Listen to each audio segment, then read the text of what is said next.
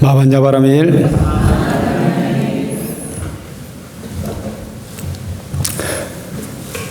네, 오늘은 바보 이기주의자가 아닌 진정한 이기주의자가 되자.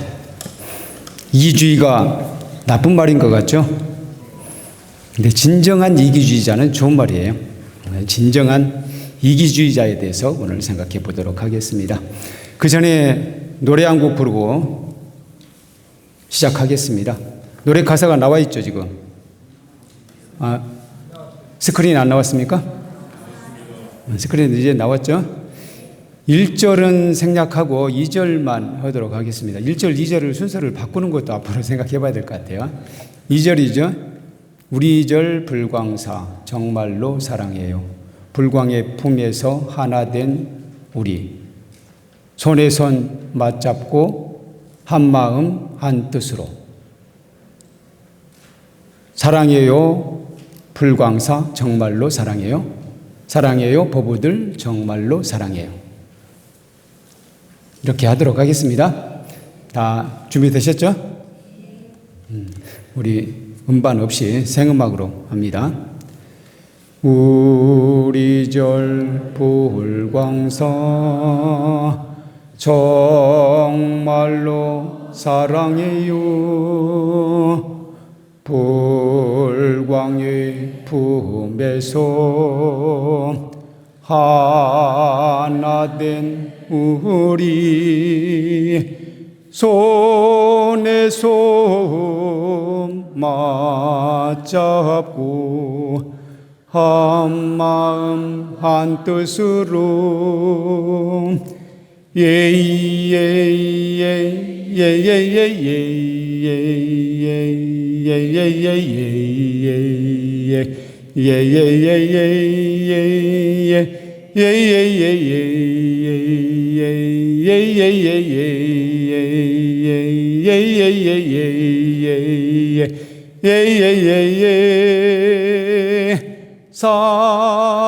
사랑해요. 불광사 정말로 사랑해요.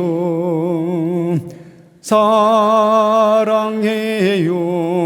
보부들 정말로 사랑해요. 네, 박수 한번.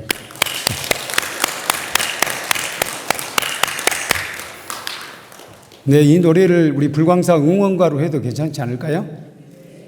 제목은 우리 절 불광사 또는 불광사 응원가 이렇게 하면 될 것 같아요. 부제로 불광사 응원가. 네, 오늘은 진정한 이기주의자가 되자라는 주제로 말씀을 드리겠습니다. 우리 큰 스님 법오록에서 한 대목 같이 읽으시겠습니다. 우리 법회보에 맨 앞에 나와 있죠? 같이 큰 소리로 읽으시겠습니다. 대립할 자 없고 미워할 자 없다. 한 몸처럼 아끼고 사랑하고 함께 기뻐하는 것이 원래의 도리이다. 나는 마음이 넓지만 미운 짓 하는 상대방은 어리석은 존재이니 불쌍해서 용서한다는 생각은 큰 착각이다. 미움의 감정을 품은 사람의 잘못이다.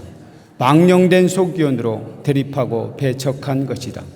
그러므로 진리의 길을 닦아 행복해지고 싶다면 그 마음을 청정히 해야 한다. 미혹을 버리고 때를 닦아내야 한다. 너그러운 마음이 되어야 한다. 따뜻한 자비의 마음이 되어야 한다. 모두와 함께한 순수한 생명 감정이 되어야 한다. 네.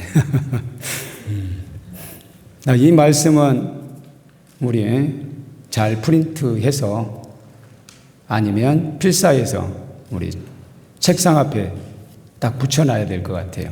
붙여놓고 늘 마음에 새겨야 된다고 생각합니다.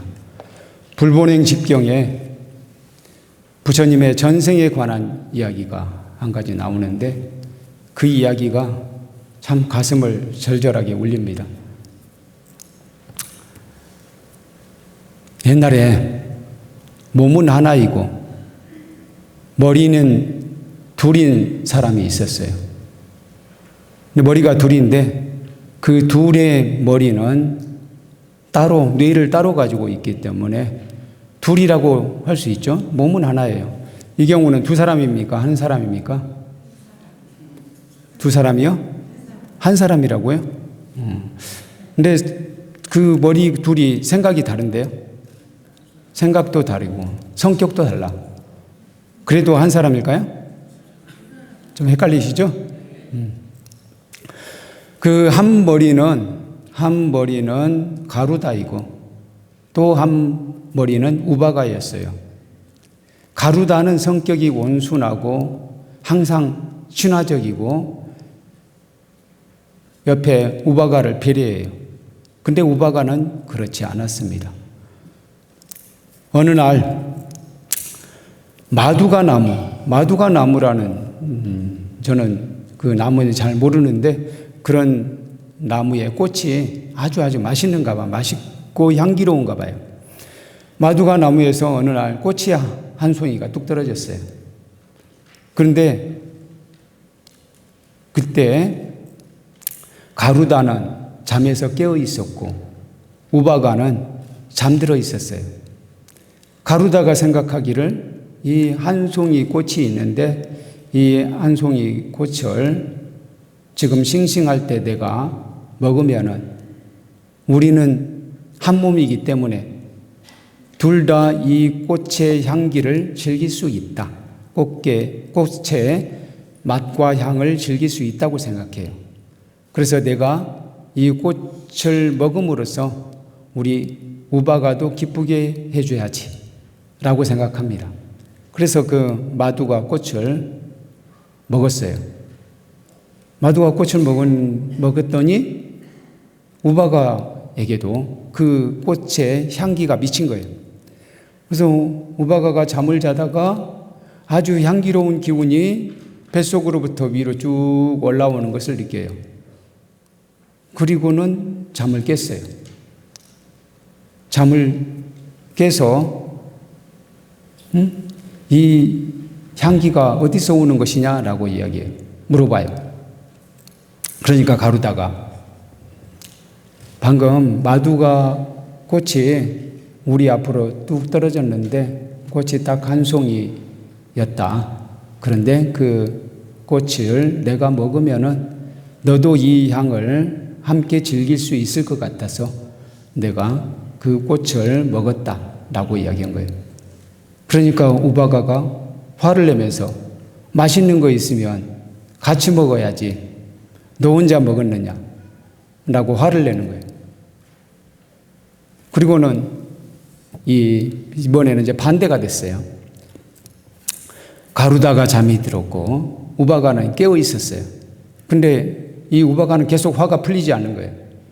그래서 이놈을 혼내줘야 되겠다 라고 생각하고는 독초를 찾아가서 독초를 먹었어요. 독초를 먹은 결과 어떻게 됐을까요?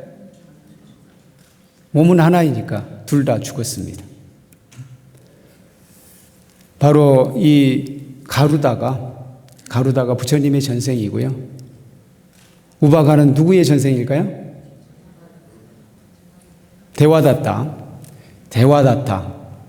제바달다라고도 부르죠. 제바달다라고도 부르고 또 조달이라고 나온 경우도 있어요. 제바달다의 전생이라고 합니다. 이 대와다타는 누굽니까? 부처님하고는 아주 친척이기도 하고 인척이기도 해요. 그러니까 부처님 시타르타의 아내가 누굽니까? 야쇼다라잖아요. 야쇼다라의 동생이기도 해요. 남동생이기도 하고 또 부처님의 고모가 누구냐면 빠미다라는 사람이에요. 빠미다가 고모인데 고모면 아버지 정반왕의 동생이네요. 수토다나 왕의 여동생이에요. 이 여동생이 누구하고 혼인을 하게 되냐면은 바로 야쇼다라의 아버지 숫바붓다는 그 당시 꼴리아족이었어요. 여러분들 삭가족하고 꼴리아족의 관계를 아십니까? 삭가족과 꼴리아족은 실질적으로 한 종족이에요. 저기 태양족, 저 위쪽 북방에 살던 사람의 왕의 자식이 이 10명이 있었어요. 10명이 있었는데 그 자식들이 아주 똑똑했습니다. 그런데 그 중에서 9명은 다 똑똑한 건 아니었는데 생각해 보니까 9명은 큰 부인의 자식이고 1명은 작은 부인의 자식이었어요. 근데 작은 부인이 생각해 보니까 이 똑똑한 큰 부인의 자식들 사이에서 자기 아들이 같이 있게 되면은 결국 이 큰 부인의 자식들에 의해서 자기 자식은 꼼짝도 못하고 결국은 죽게 될 것이다 라고 생각을 해요. 그래서 남편에게 이야기합니다. 부디 저 큰 부인의 자식들은 똑똑해서 잘 살 수 있으니까 그들을 추방해 주십시오. 그래야 내 아들이 여기서 왕이 되어서 잘 살 수 있을 겁니다 라고 이야기해요. 그러니까 그 왕이 그 9명의 자식이 어떻게 되냐면은 딸이 5명이고 아들이 4명이에요. 이들을 추방을 합니다. 그래서 이들이 남쪽으로 쭉 내려오다가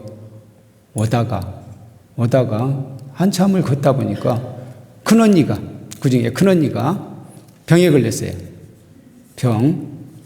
흔히 하는 말로 문둥병이라고도 하고 오늘날의 말로는 한센병이라고 하잖아요. 그 병에 걸렸어요. 그 병에 걸리니까 도저히 같이 갈 수가 없는 거예요. 그래서 한 숲속에 그 큰언니는 나는 여기서 요양을 하다가 몸이 나으면 움직이겠다라고 이야기해요. 그래서 거기서 남습니다. 남아서 혼자서 요양하고 지내요. 그런데 마침 그때 바라나시 왕도 똑같은 병에 걸려가지고 그 숲속으로 오게 돼요. 숲속으로 오게 되어서 같은 병자끼리 서로 의지하면서 살게 됩니다. 그래서 두 사람이 혼인해서 살게 되는데 그렇게 살다 보니까 두 사람이 병이 나아요. 병이 나아서 자식을 낳고 살게 되고 그리고 이쪽 이제 남은 형제는 아들 넷, 딸 넷이잖아요. 이들이 가서 카필라바스투 지역에 가서 정착해요. 그래서 거기서 가빌라국을 건설합니다. 그래서 이 가빌라국을 건설한 이들을 석가족이라고 하고 아까 저 큰언니 이쪽을 꼴리아족이라고 해요. 이 석가족들은 자기 종족에 대한 자부심이 대단했기 때문에 다른 종족하고는 혼인을 하지 않았어요. 오직 꼴리아족 아니면 석가족 내에서 종례원을 했던 거예요. 그러니까 다시 말하면 순수 혈통을 유지해야 된다라는 입장이었어요. 그러니까 아까 숫바부타 왕은 이쪽 꼴리아족 사람이에요. 그래서 바미다, 숫도다나 왕의 동생인 바미다와 바로 숫바부타가 혼인해서 낳은 자식이 야쇼다라와 데와다타인 거예요. 그러니까 데와다타가 얼마나 가까운 존재입니까? 참으로 가까운 존재죠. 이리저리 얽혀 있어요. 근데 이 데와다타도 본인이 이렇게 자기도 선민의식을 가지고 있어요. 그리고 열심히 수행한 결과 신통력을 얻었습니다. 근데 신통력을 얻었음에도 불구하고 그 이상을 올라가지는 못했거든요. 근데 본인은 신통력을 얻은 것만으로도 충분한 줄 아는 거예요. 근데 부처님 가르침을 그 다음부터는 깊이 새겨듣지 않습니다. 그리고는 자신이 다른 싹가족 왕자들이나 다른 수행자들만큼 사랑받지 못한 것에 대해서 늘 질투심을 가지고 있어요. 분노를 가지고 있어요. 그래서 어떻게든 이걸 내가 부처님 후계자가 되어서 안가품을 하리라 막 이런 생각을 늘 하고 있었어요. 그래서 부처님을 3번이나 죽이려고 했다는 건 아시죠? 3번이나 죽이려고 했던 걸 아실 거예요. 한 번은 자객을 보내서 죽이려고 하고 또 한 번은 돌을 굴려서 죽이려고 하고 3번째로는 술 취한 코끼리에게 술을 먹여가지고 그걸 아주 난폭하게 만든 다음에 부처님 가는 길목에 또 와서 부처님을 죽이려고 합니다. 그러나 그 3가지가 다 실패해요. 다 실패하고 나서 이 데와다타의 후원자가 누구였습니까? 잘 모르셨어요? 아자타사뚜 왕이잖아요. 아자타사뚜 왕, 빈비사라 왕의 아들 아자타사뚜 왕이었어요. 근데 아자타사뚜 왕이 이제 마음이 변한 거예요. 가만히 보니까 대받았다가 나쁜 놈이야. 그리고 그다지 아주 훌륭한 수행자가 아니에요. 훌륭한 수행자인 줄 알고 열심히 도와주고, 응? 날마다 500대의 수레에다가 음식을 실어다가, 응? 주기도 하고 그랬다고 합니다. 그런데 알고 보니까 대화다타는 별거 아니라고 생각을 한 거예요. 그래서 이제 끊습니다. 대화다타고는 끊고 아자타사투가 마음을 고쳐먹고 부처님께 귀의해서 부처님의 충실한 제자가 돼요. 그러니까 대화다타가 이제 혼자잖아요. 그러니까 대화다타는 막막한 거예요. 그래서 하나의 작전을 씁니다. 부처님께 무리한 요구를 하나 하기로 해요. 그 요구가 뭐냐? 5가지였어요. 5가지. 이런 경우는 보통 아주 지키기 힘든 그런 극단적인 것을 내세우기가 쉬워요. 그래서 5가지 원칙을 부처님께 말씀드립니다. 부처님이시여, 앞으로 우리 승가는 이 5가지 원칙을 지켜야 됩니다. 제 말씀을 좀 들어보세요 라고 이야기합니다. 첫 번째로는 우리 수행자들은 숲속에서만 살게 해야 됩니다. 그 당시 그럼 숲속 말고 어디서 살고 있었죠? 사원이 있었잖아요. 기원정사도 있고 중림정사도 있었잖아요. 근데 이제는 숲속에서만 살아야 됩니다 라고 이야기해요. 그리고 두 번째로는 탁발을 통해서만 음식을 섭취해야 됩니다. 그럼 탁발 말고 다른 방법도 있었습니까? 네, 공양청도 있었어요. 신도들이 우리 집에 오셔서 공양하십시오. 부처님과 비구 승가를 저희 집에 초대합니다 라고 할 경우 그 집에 가서 공양을 하기도 했습니다. 공양청은 일체 받지 말아야 됩니다 라고 합니다. 그리고 세 번째로는 분소이만 입어야 됩니다. 분소이가 무엇인지 아시죠? 시체를 덮었던 천이에요. 그것으로 만든 옷만 입어야 된다라고 주장을 하는 거예요. 그러면 분소이 말고도 입었습니까? 본래 부처님께서는 분소이를 입고 시작했잖아요. 그러나 나중에는 신도들이 공양을 올리기도 했어요. 가사를 공양을 했어요. 그런 경우는 그 가사를 받아서 우리 대중들이 수하기도 했었다는 거죠. 근데 그건 일체 금해야 됩니다 라고 이야기하는 거예요. 그리고 네 번째로는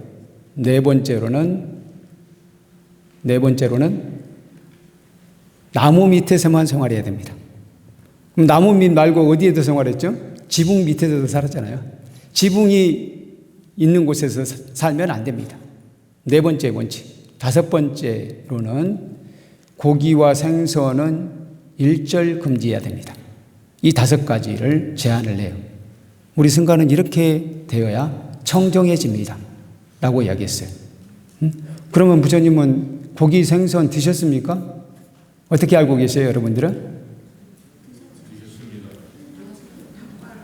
네, 탁발을 하셨기 때문에 탁발하면서 이건 빼고 주세요, 이건 넣어 주세요 그런 식으로 하지 않았다는 거예요.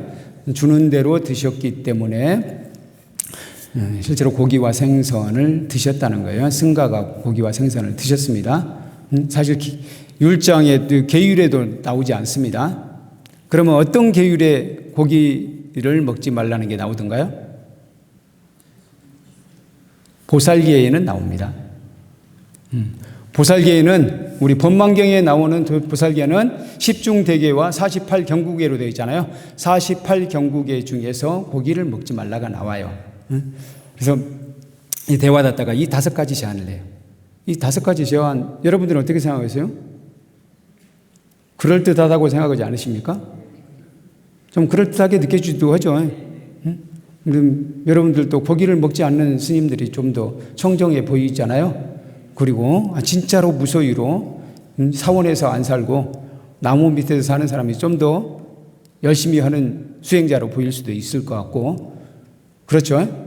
그리고 신도들 집에 가서는 일체 공양하지 않고 오직 탁발로만 한다면 뭔가 또 수행자답게 보이기도 할 것도 같아요. 그럴듯합니다. 그러나 부처님께서는 그걸 거부합니다. 거부하시고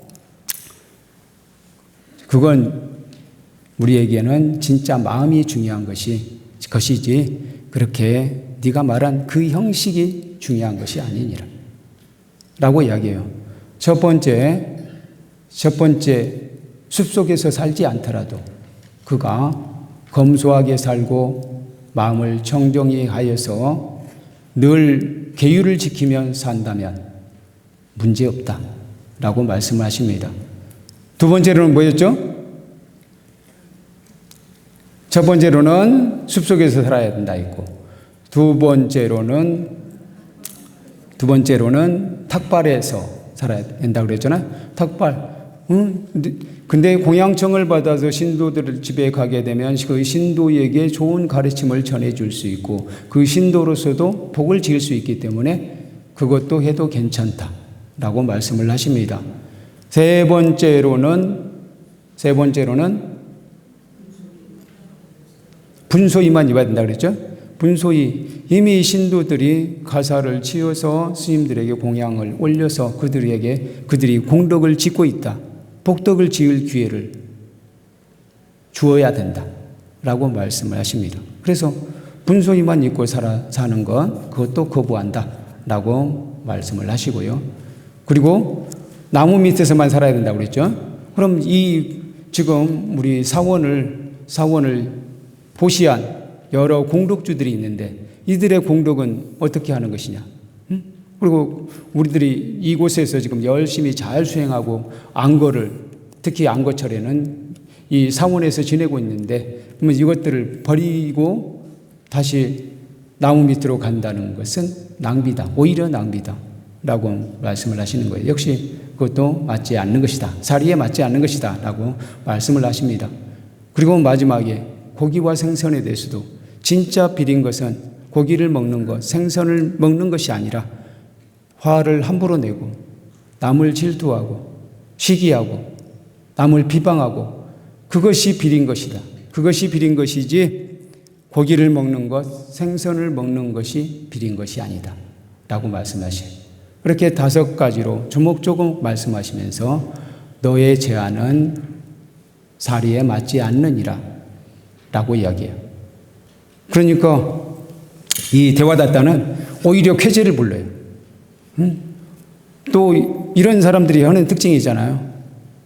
그러면 이 증가는 지금 타락했습니다 라고 이야기하는 거예요. 그래서 곧다마는 타락했다. 청정한 수행자들은 나를 따라오라. 나와 함께 이 5가지 청정 원칙을 지키면서 나와 함께 승가를 새로이 일구자. 새로운 승가를 일구자 라고 방을 붙여요. 여기저기에 홍보를 합니다. 그런데 이상하게 여기에 넘어가는 사람이 있어요. 참 이상하죠? 여기에 넘어가는 사람이 특히 젊은 스님들을 중심으로 해서 몇 명이었을 것 같아요? 500명이나 됐대요. 무려 500명. 500명이 대화다따의 의견에 찬성하는 거예요. 그래서 대화다따를 따라가요. 대화다따를 따라서 가야산으로 가서 그곳에 숙소를 만들고 그곳에서 이제 지내게 되는 거예요. 참 이상하죠? 그래서 가야산에서 날마다 자기 나름대로는 막 열심히 정진합니다. 그렇게 해서 500명의 신참 수행자들이 대화다따를 따라갔다는 소식을 부처님께서 들으십니다. 그리고는 부처님께서 사리푸따와 목련존자, 사리불 목련존자를 불러요. 사리불 목련존자를 불러서 너희들은 자비심도 없느냐?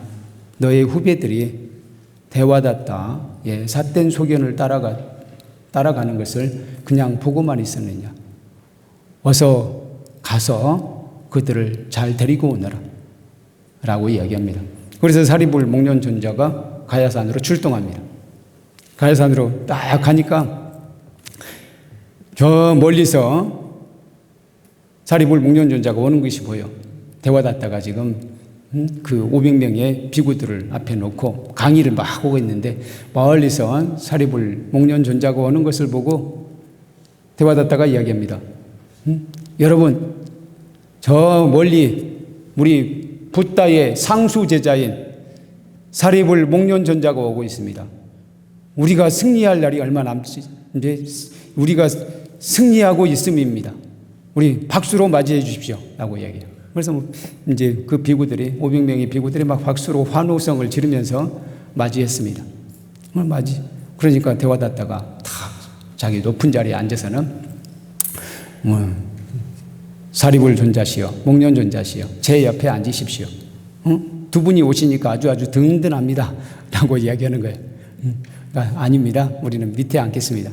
그래서 밑에 앉았어요. 그랬더니 우리 데와다타가 너무 피곤했었나 봐요.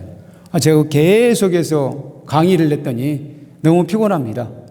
저는 잠시 들어가서 눈 좀 붙이고 있을 테니 우리 두 분 존자님께서 우리 대중들을 위해서 강의 좀 해주십시오. 좋은 말씀 좀 해주십시오. 라고 하는 거예요. 그리고는 본인은 들어갑니다. 그때 사리불 목련 존자가 이제 설법을 하기 시작합니다. 사리불 존자가 그렇게 이야기해요. 아까 부처님께서 말씀하셨던 그 내용이 있잖아요.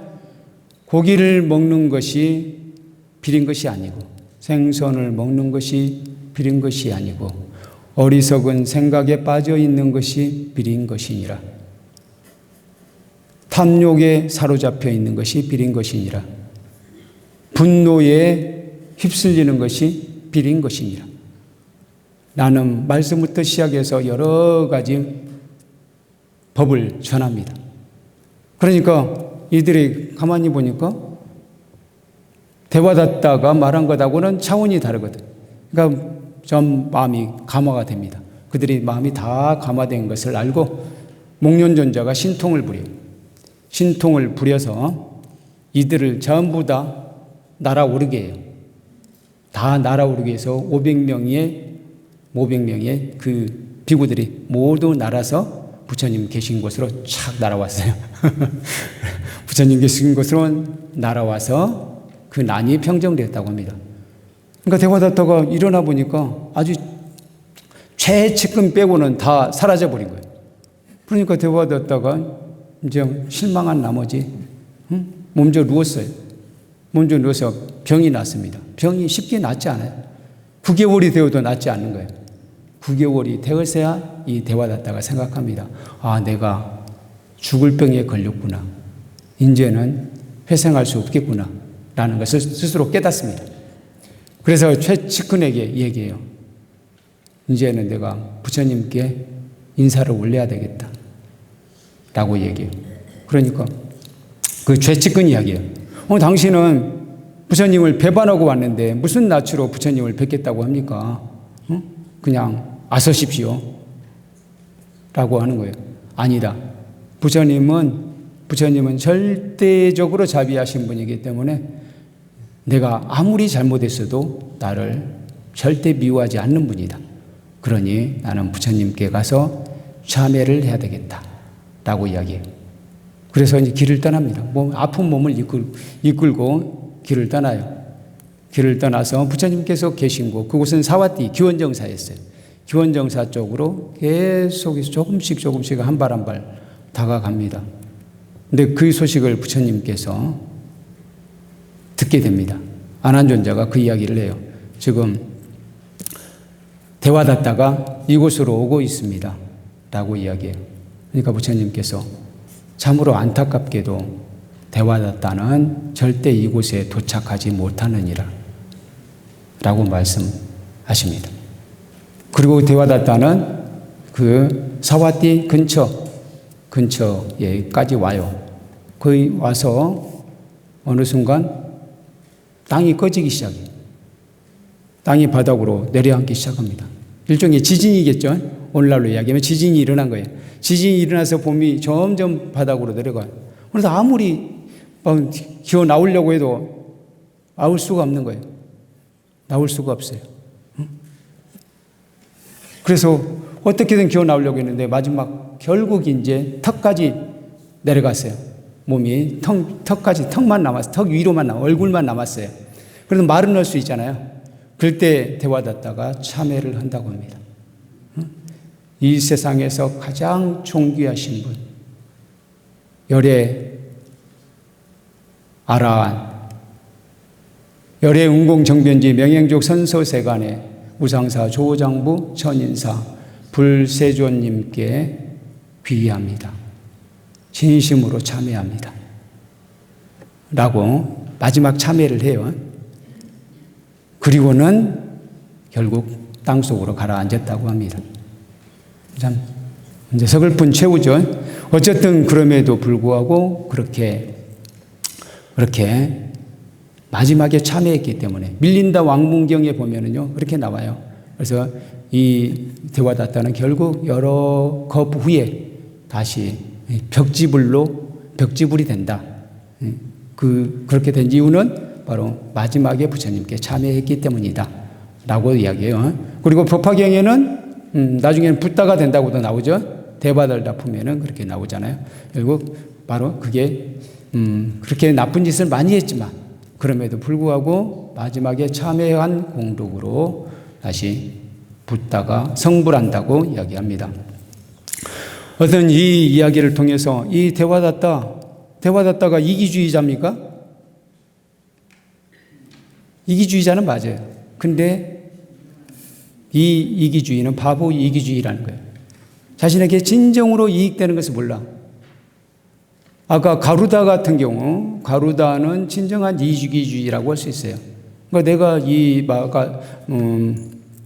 마두가 꽃을 먹음으로써 나하고 같이 한 몸에서 살고 있는 우바가도 그 꽃의 향을 즐길 수 있으니 얼마나 좋은 것이냐라는 이런 의식을 갖고 있다는 거죠. 이게 바로 진정한 이기주의예요.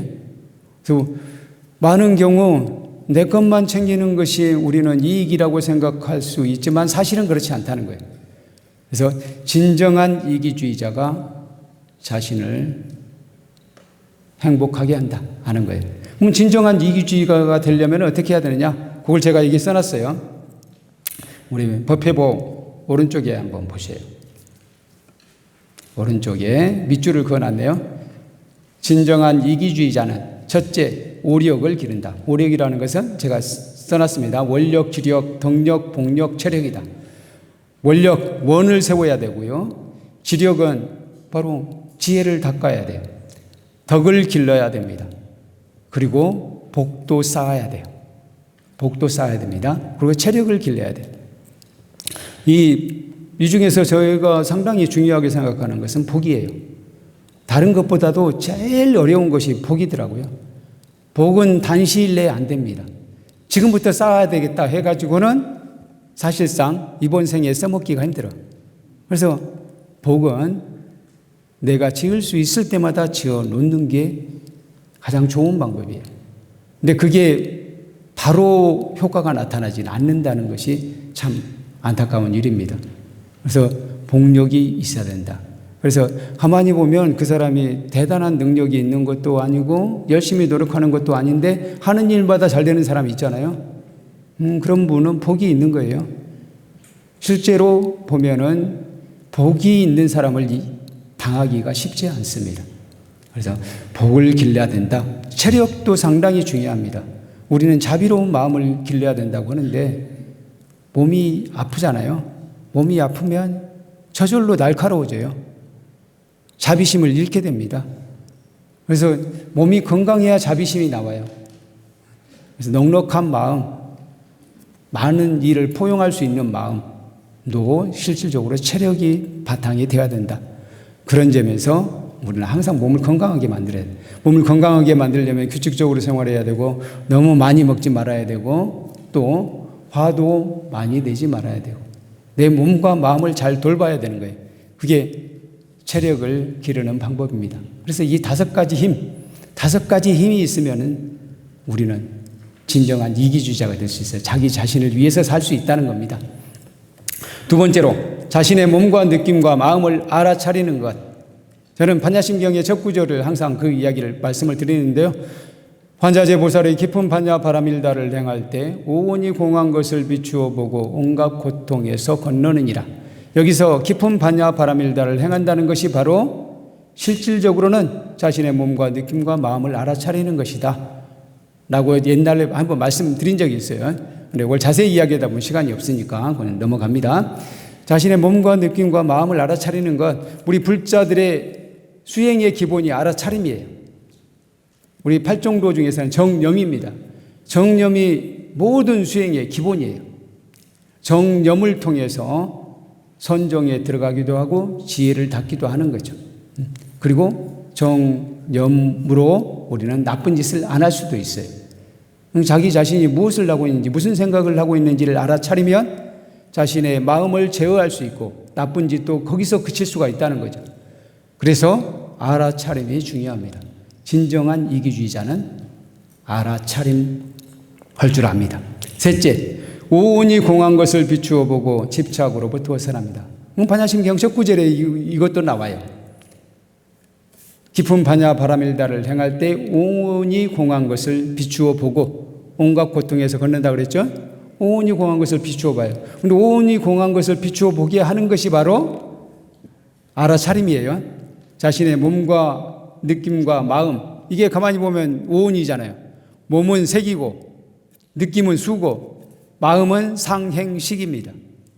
그러니까 이 색수상행식을 알아차림으로써 색수상행식이 영원한 것이 아니고 일시적으로 조합을 이루어서 나를 만들었구나 라고 생각하고 오온이 흩어지게 되면 결국 나도 없는 것이구나 라는 걸 알게 된다는 거예요. 그럼으로써 집착으로부터 벗어난다는 겁니다.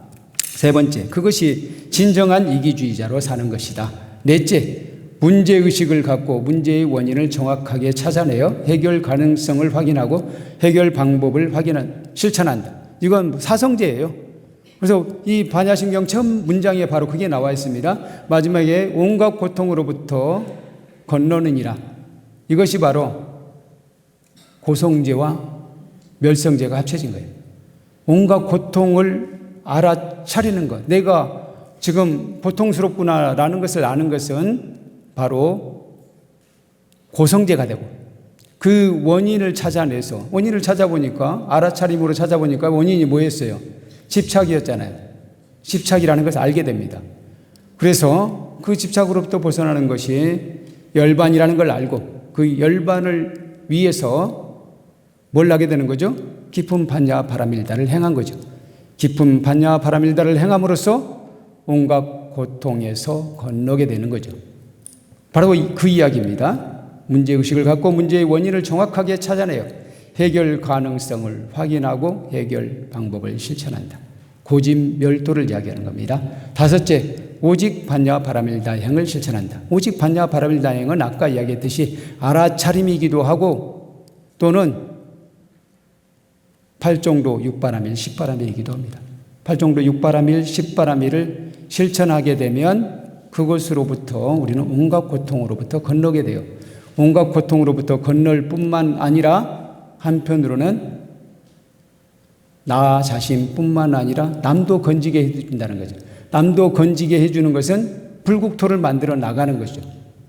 그래서 우리 큰 스님께서 만들어 놓으신 노래 속에 보면은 보현행원 송에 보면은 보현행원으로 보리 이루리도 있고 보현행원으로 불국 이루리도 있잖아요. 오직 반야 바람일다행을 실천함으로써 두 가지가 다 가능하게 됩니다. 그래서 이것이 진정한 이기주의라는 거죠. 자기 혼자만 잘 살려고 하면 자기 자신도 잘 살기 힘들어집니다. 실제로 그런 걸 많이 보시죠.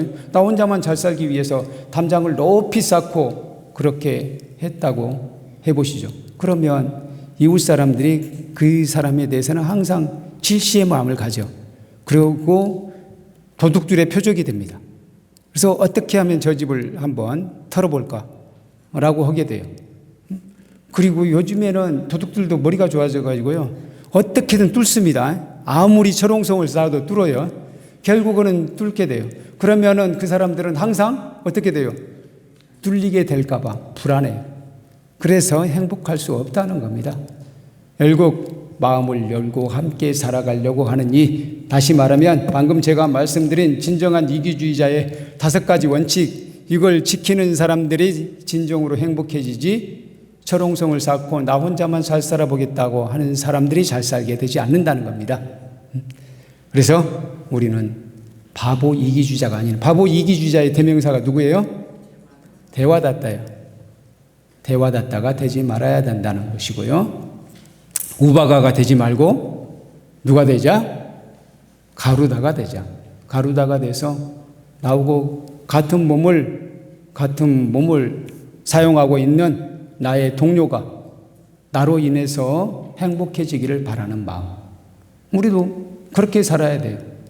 우리들은 다 그런 마음으로 열심히 신앙 활동하고 있잖아요. 그래서 우리 법회에 오셔서 열심히 법문을 듣고 기도하고 그럼으로써 우리 불광사가 발전하게 되면은 우리 불광사를 이용하는 모든 이들이 행복해진다라는 마음으로 함께 하시잖아요. 이런 마음이어야 된다는 거죠. 그런 마음이 아니라 일부 구성원들만 잘 돼야 된다. 우리가 장악해야 된다. 그런 마음을 갖게 되면 그건 어떤 이기주의라고요? 바보 이기주의가 되는 거예요. 그래서 우리는 진정한 이기주의자가 돼서 나도 발전하고 우리 불광도 발전시키고 우리 나라도 발전시키는 그런 현명한 이기주의자가 되어야 되겠습니다. 그래서 데와다타가 그래서 지옥에 빠진 이후에 그런 이후에 비구들이 데와다타에서 이야기를 하고 있는 거예요. 데와다타가 아주 불쌍하다라는 이야기를 하고 있어요. 그때 부처님께서 데와다타에 대해서 개송을 읊으십니다. 법구경 17송이에요. 법구경 17송을 같이 한번 읽으실까요? 같이 읽으시겠습니다. 악행을 하는 자는 금생에서도 괴롭고 다음 생에서도 괴롭다. 두 생에서 모두 괴로워한다. 악행을 저질렀구나 하고 되새기며 괴로워하고 악처에 떨어져 더욱 괴로워한다. 그래서 바보 이기주의자는 그 생에도 결코 행복할 수가 없다는 거예요. 데와다타가 행복했습니까? 질투심에 사로잡혀가지고 괴로웠어요. 뭐 사리불 목련존자는 보면은 막 사람들에게 환호 받으면서 또 존경받고 선물도 받고 그런 걸 볼 때마다 데와다타는 막 가슴이 미어 터졌어요. 속이 터졌어요. 그때 괴로웠잖아요. 그때 괴로웠고 결국 마지막에 지진이 나서 그냥 그대로 꺼졌잖아요. 그것도 괴롭고 그래서 금생에서도 괴로운 거예요. 그러고 나서는 지옥으로 떨어졌잖아요. 그 다음 생에도 괴로워. 두 생에서 모두 괴로워한다는 거예요. 바보 이기주의자의 길이 바로 그거예요. 이번 생도 괴롭고 다음 생도 괴롭다는 거예요. 이번 생에 자기 자신의 이익만 챙기면 행복할 것 같지만 가만히 보면 그렇지 않아요. 절대 마음 행복할 수 없습니다. 널리 베푸는 사람이 행복하지 내 것만 챙기고 늘 시기하고 질투하고 비방하고 그런 사람이 절대 행복할 수 없다는 거예요. 또 그런 사람은 이번 생에서 끝나지 않아요. 다음 생에는 또 지옥으로 떨어진다는 거예요. 그러니까 이번 생도 괴롭고 다음 생도 괴롭다. 그래서 우리는 진정한 이기주의자가 되어야 된다. 진정한 이기주의자가 되기 위해서는 다시 한 번만 정리해 드립니다. 첫 번째로는 오력을 길러야 되고요. 두 번째로는 자신의 몸과 느낌과 마음을 알아차려야 되고요. 셋째로는 우운이 공한 것을 비추어 보고 집착으로부터 벗어나야 하고, 넷째, 문제의식을 갖고 문제의 원인을 정확하게 찾아내어 해결 가능성을 확인하고 해결 방법을 열심히 실천해야 됩니다. 그리고 이것을 다 아우르는 마지막 한 가지, 오직 반야 바라밀다 행을 실천해야 합니다. 그렇게 되면 우리는 진정한 이기주의자예요. 그래서 자기 자신을 행복하게 만들고 남도 행복하게 만들고 우리 사회도 행복하게 만들 수 있다. 우리 불광도 행복하게 만들고 우리 나라도 행복하게 만들 수 있다. 그래서 진정한 이기주의자가 될 것을 다시 한번 권선합니다. 네, 근념하셨습니다. 마반야 바라밀.